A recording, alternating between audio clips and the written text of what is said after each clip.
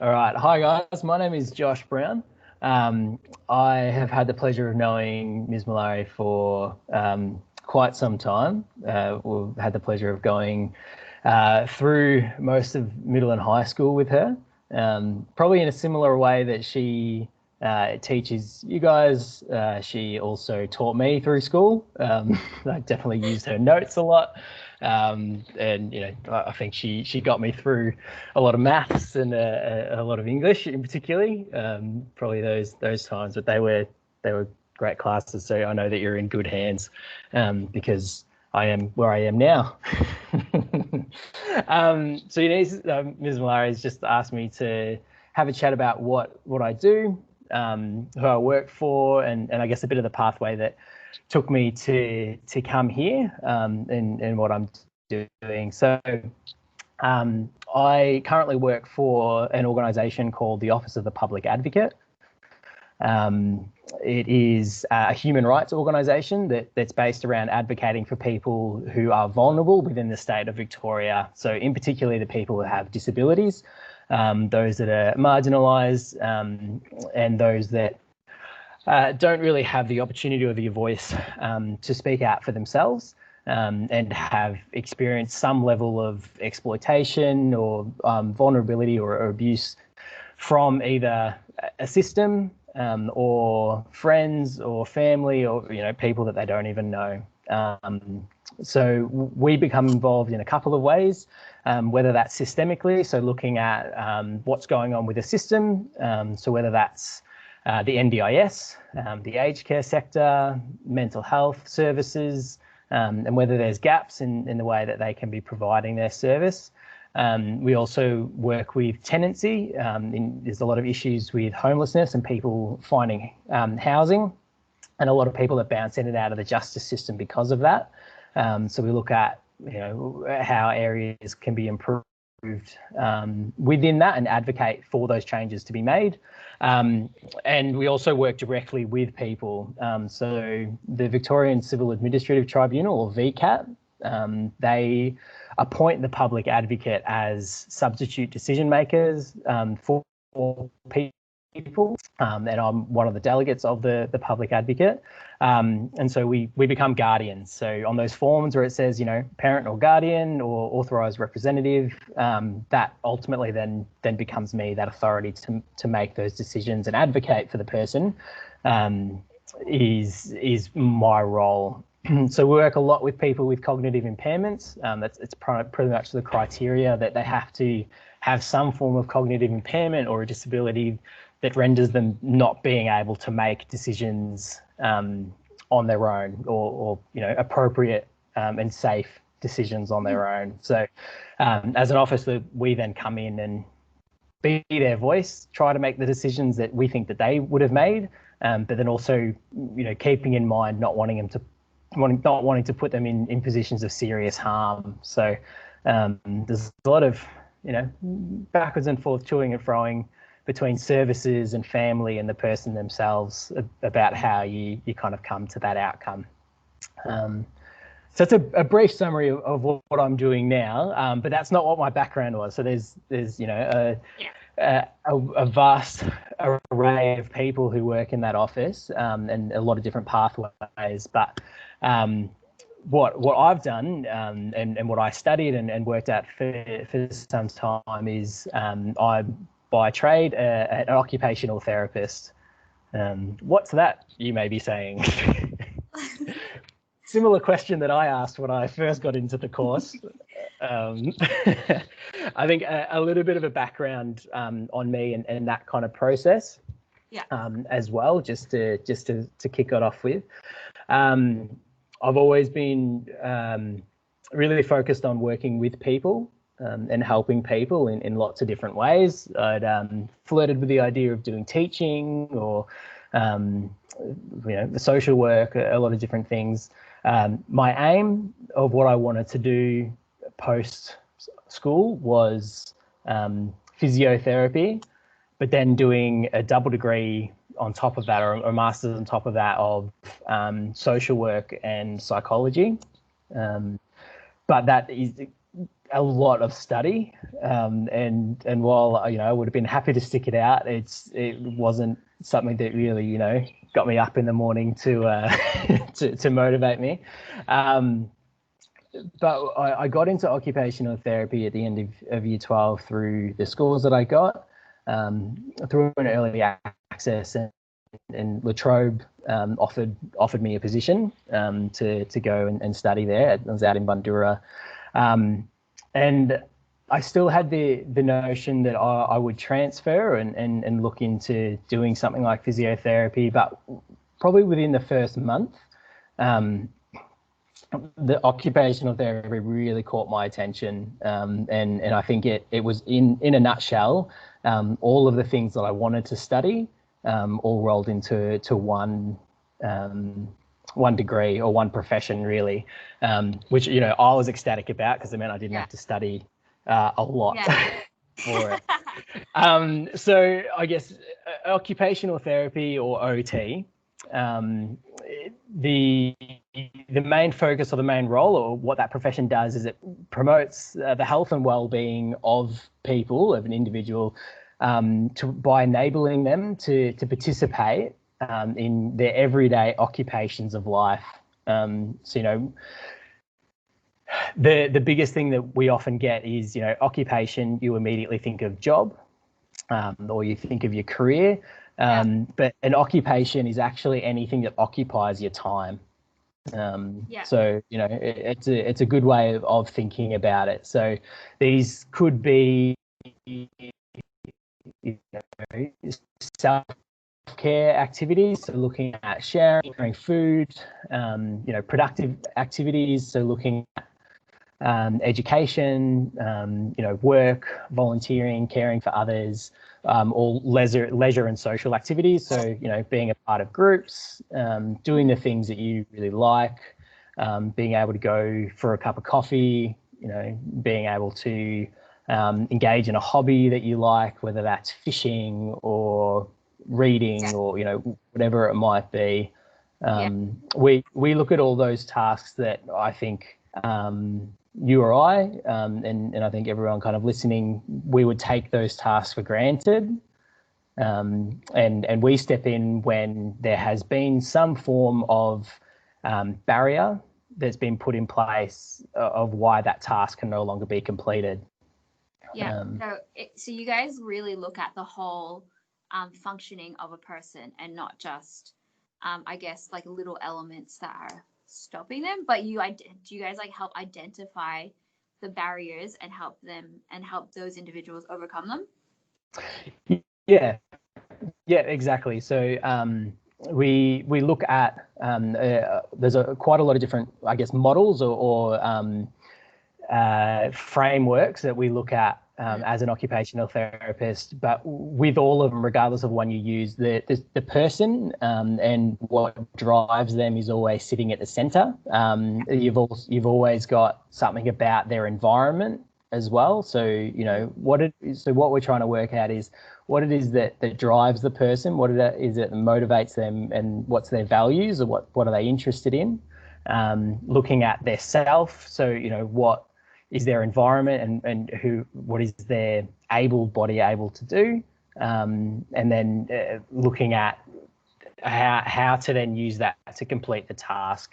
So it sounds like you guys really just help people be their best self and like accomplish their best self, which is awesome. So how would you guys differentiate your role to like a physiotherapist? Look, I think OT and physio, you work a lot together. I don't think you can generally do one without the other, as far as rehab goes, or as far as accomplishing these things go. But they're pretty different. So a physio, I guess in the same way that I kind of gave the definition of what OT is, a physio, it's the treatment of an injury or a chronic disease or a deformity through physical methods. So using massage, using heat treatment, exercises, and providing advice, rather than going through drugs or surgery. So that's kind of the aim of a physiotherapist. So it's the actual, what's that physical way that you can help this person do it and perform the function. Whereas OT is more looking at the task in itself. So, yeah, for example, going and ordering a coffee at a cafe, there's a lot of elements in that. You got a physiotherapist would be looking at how does the person physically able to do that? How are they able to get to and from? How are they able? What muscles do they need? To activate across their whole body. And OT focuses on that and looks at that, but then the OT is also focused on, what equipment would they need to be able to do that? What does their understanding of money need to be able to do that? What does their level of communication need to be able to do that? If they can't actually verbalize, or if they can't identify or communicate properly, what equipment is there to help this person communicate to the person behind the register what kind of coffee they want? Yeah. So it's a whole looking at that quite holistically, and then you're looking at, okay, how does this person then carry their coffee back to their table? Wow. How does this pick up the cup and drink it? Yeah. So so OT's driven by the task. Yes. So it's very much like ordering a coffee is something that we like don't even think about. It's like it's as simple as let's go order a coffee, whereas your role is really empowering someone, I guess, to be able to have the skills, not just physically, but also everything mentally and cognitively. Would that be like a right way of kind of going? Yeah, that'd be a right way of looking at it. So it's either looking at the person's physical body to try and help them to relearn that skill that they may have lost. It could be teaching them a new way of doing it. It could be modifying the task itself, or modifying the environment, so how they do it. So OTs, you would have seen reaching sticks. You potentially would have seen that picture of a T-Rex. OTs use the picture of a T-Rex with pickup sticks a lot. Kind of, T-Rexes have short arms, but you give them a pickup stick and they can, then reach the things that they need. In that kind of scenario. Yeah, so it's a good visual. I should have picked that picture up and sent that through beforehand to have it.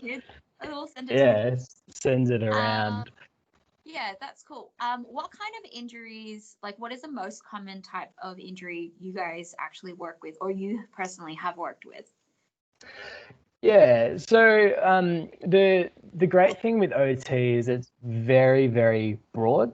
It's very, very diverse. So you can work across nearly any sector, anywhere that there is a task that someone needs to complete that they can't do the way that they wanted to, or the way that they're doing is hurting them.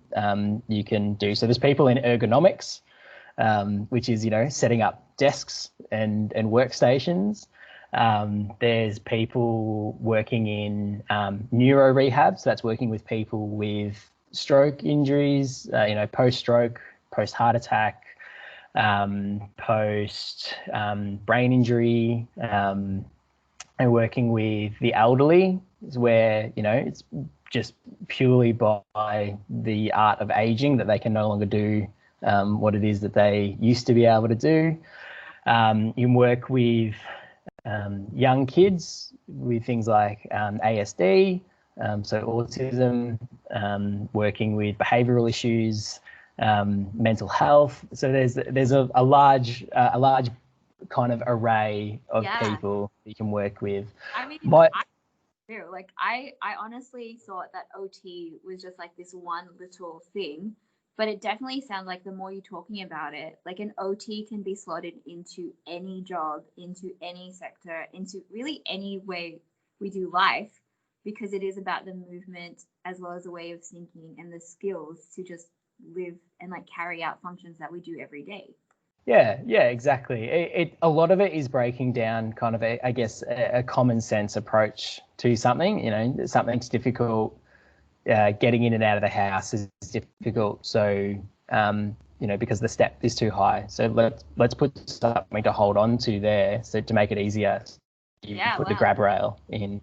OTs are probably most stereotypically known for things like shower chairs, grab rails, wheelchairs, you know, ramps, those kind of things.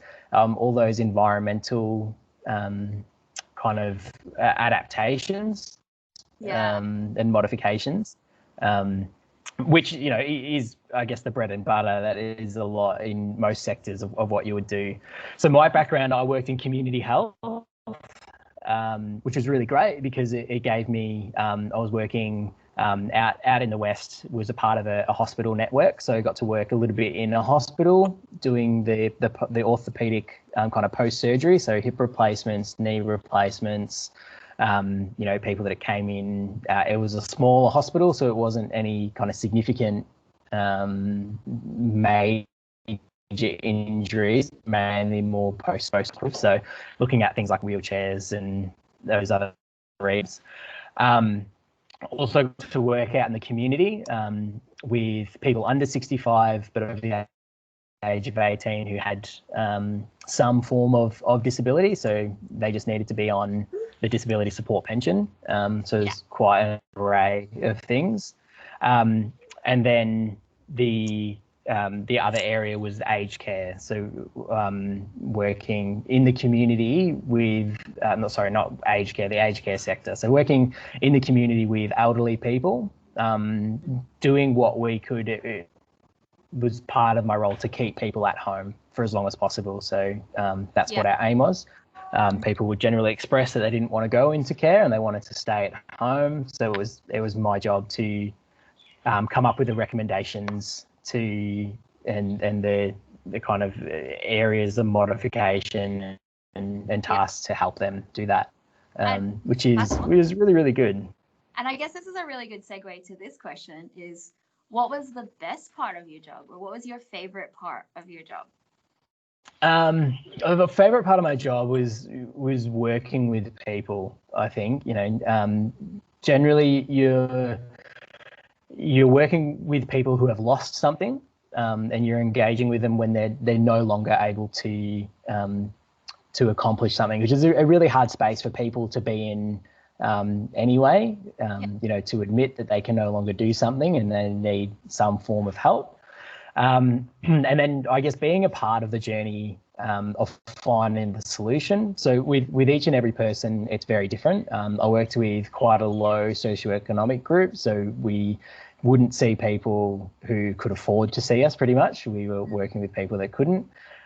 Which just made those challenges even greater. You know, working with people who, and it might sound really simple, and I remember in my first year or two getting to the point of kind of really questioning, you know, these things seem really basic, and looking at, for example, taking the example of helping someone get in and out of a bath, you know, with a shower that's over the bath or in and out of their shower. And, you know, I was like, do I want to keep doing this in this role? Do I want to move into a hospital setting or something? And I remember putting a piece of equipment, giving all the recommendations, and the person got in and out of their shower, and they burst out crying, and they were like, this is the first time in 2 years I've been able to get in and out of the shower, which for me, and I think that was a real light bulb moment for me,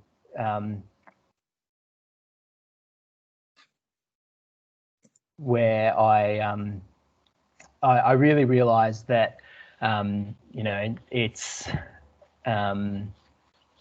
not, I guess, necessarily about my perspective, my view on it. It's about seeing what these people are going through, and looking at it, the struggle through their eyes, and what might be a simple solution that I each and every day take for granted, is actually a huge part of their their life. So was really able to readjust, I guess, my thinking and motivation for what I was doing through that as well. So yeah, just seeing those wins, you know, getting to work across a vast array of things as well. So, you know, working, had some really fun times of working with a gentleman who'd had a stroke who wanted to get back into fishing. So, you know, I'll break down the task of fishing and work out what rehab wise he needed. Then I'd work on doing those things with him, and the end goal was, you know, we went down to a pier and a dam and went fishing. To, you know, because that's what he wanted to do. So, you know, you've got the technical side of it as well.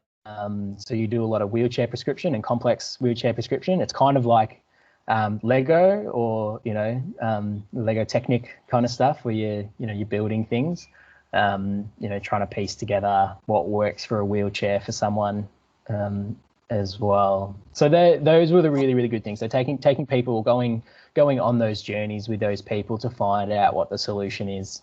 That's awesome. And yeah. I mean, and it would be like such a great sense of accomplishment as well for you to really be part of that journey from start to end. And I guess on the flip side of that, like, what would be one of the hardest parts of your job? I think one of the hardest parts is that there isn't always a solution.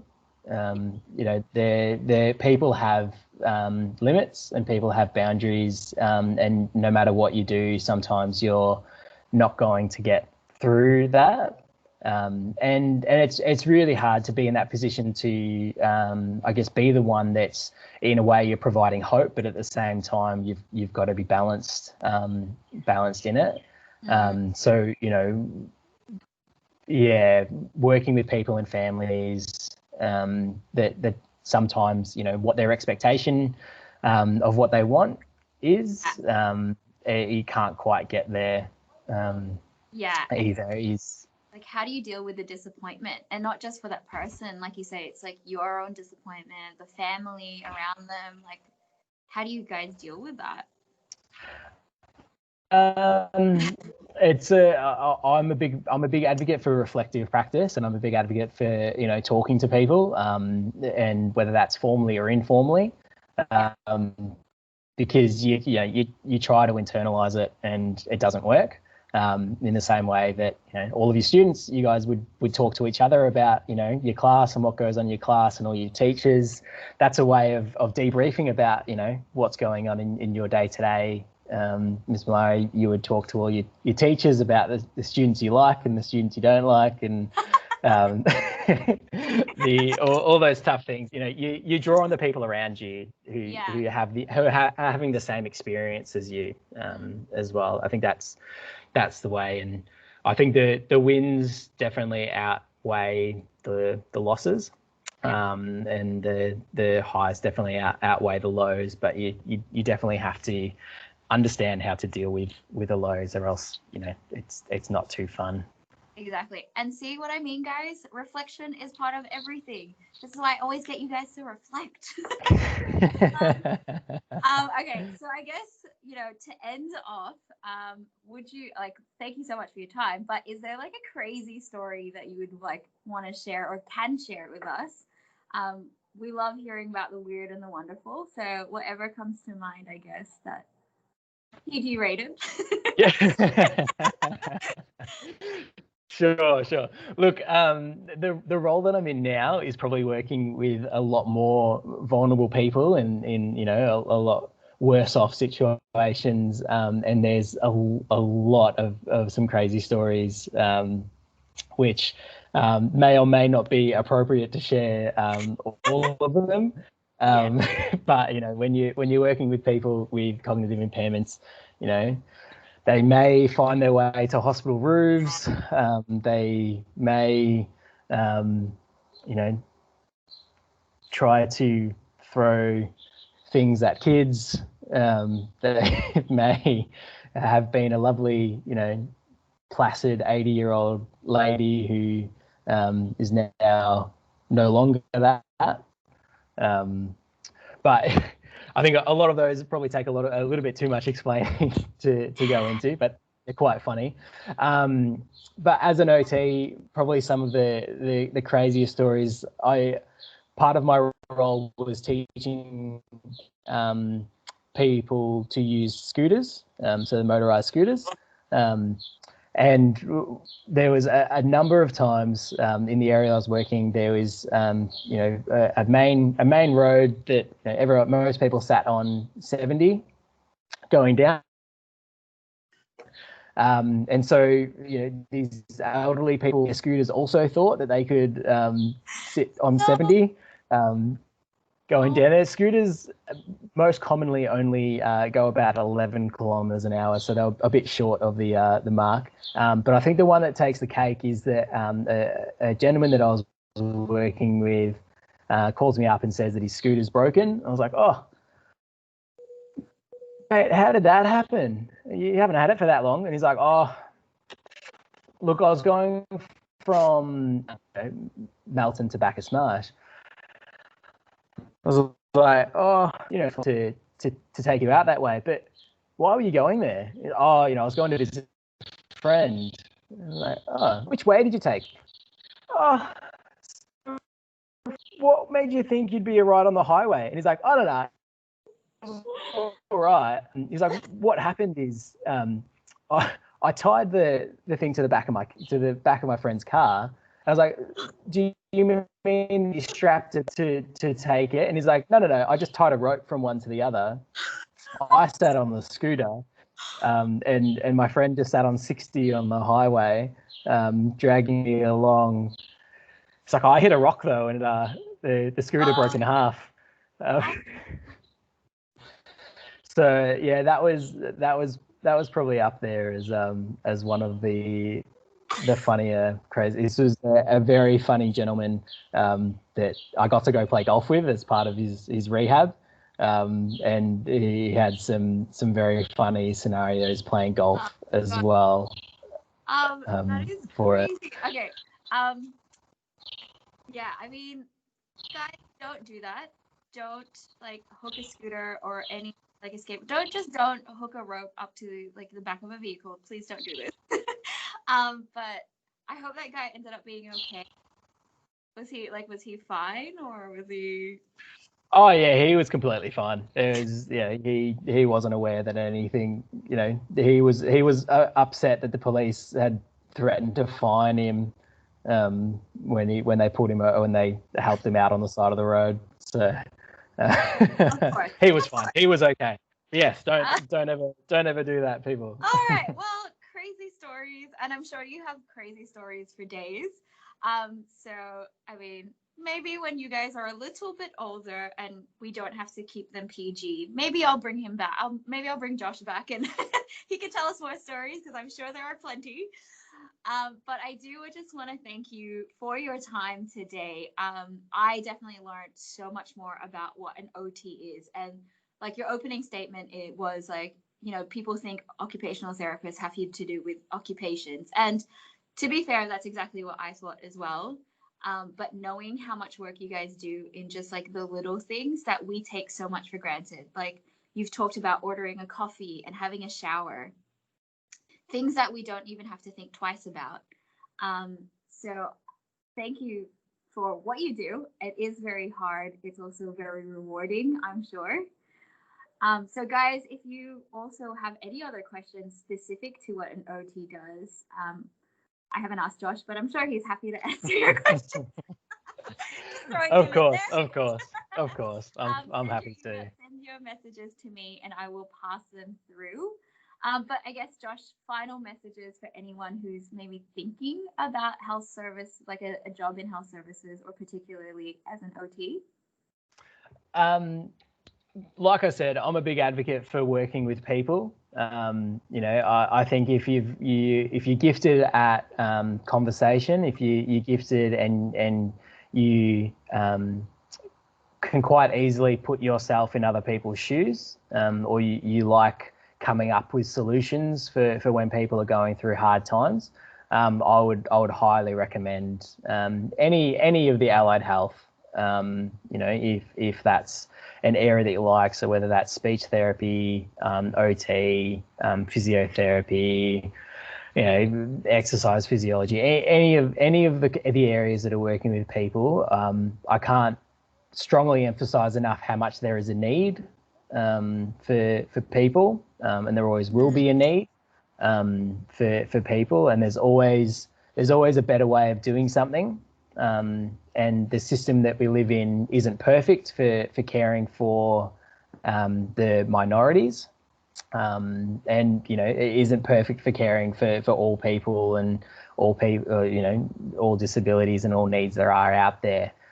So who knows, you in your seat, or you where you're sitting, might be the next person to come up with a solution for something. There was always a first person that came up with a wheelchair or modified a wheelchair, or came up with an exercise, or some form of stroke rehab or neuro rehab that changed the game for people's lives. So if that's something you're interested in, I would say go for it. Awesome. Thank you so much once again. I mean, guys, Josh, like, we went through a lot of schooling together, like he said at the start. So this is really fun.